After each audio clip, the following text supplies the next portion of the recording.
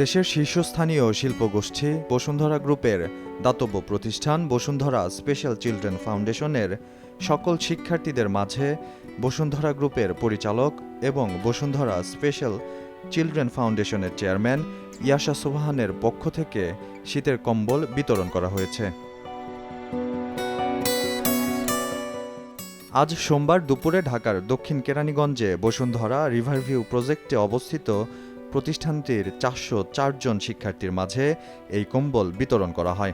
বসুন্ধরা গ্রুপের পরিচালক এবং বসুন্ধরা স্পেশাল চিলড্রেন ফাউন্ডেশনের চেয়ারম্যান ইয়াশা সোবহান অটিজম শিশুদের মেধা বিকাশ ও তাদের সুন্দর ভবিষ্যৎ নির্মাণে প্রতি বছরই বিভিন্ন দিবস উদযাপন করে থাকেন। তারই ধারাবাহিকতায় শীতের শুরুতেই শিক্ষার্থীদের মাঝে শীতবস্ত্র বিতরণ করা হয়েছে। ভালোই রাখার জন্যই তো এই কম্বল বিতরণটা করতেছে, আর ওনারা তো দীর্ঘদিন বাচ্চাটিরে পড়াশোনা করাইতেছে। চেয়ারম্যান ম্যাডামে খুবই ভালো বাচ্চাদের জন্য যে এরকম একটা সুবিধা স্কুলে করছে, তার জন্য আমরা অনেক খুশি। আর আমাদের বাচ্চারা অনেক ডেভেলপ হয়েছে, অনেক খুশি হয়েছে, উন্নত হয়েছে। কম্বল বিতরণ অনুষ্ঠানে এ সময় উপস্থিত ছিলেন বসুন্ধরা সিটি ডেভেলপমেন্ট লিমিটেডের ইনচার্জ অবসরপ্রাপ্ত মেজর মোহাম্মদ মহসিনুল করিম।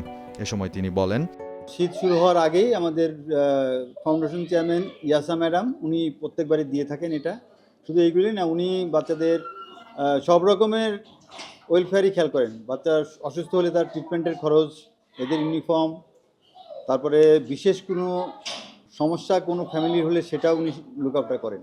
পুঁজি অথবা কোনো যন্ত্রপাতি যেরকম সেলাই মেশিন ইত্যাদি দিয়ে থাকেন এবং এইভাবে আমরা এদেরকে লুক আফটার করি।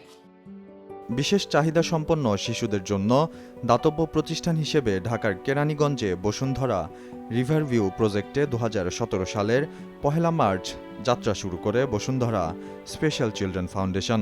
দরিদ্র পরিবারের প্রতিবন্ধী শিশুরা এখানে স্বাভাবিক জীবনের শিক্ষা, একাডেমিক ও কারিগরি শিক্ষা গ্রহণ করছেন। শারীরিক সুস্থতা ও পড়ালেখার পাশাপাশি এখানে তারা পাচ্ছে নানান ধরনের কারিগরি প্রশিক্ষণ। এখানে শিশুদের মানসিক বিকাশ লাভের জন্য রয়েছে সুসজ্জিত শ্রেণীকক্ষ, সেঞ্চুরি ইন্টিগ্রেশন পার্ক ও যাতায়াতের জন্য রয়েছে নিজস্ব পরিবহন সেবা। মাহদি হাসান, কালের কণ্ঠ, কেরানীগঞ্জ।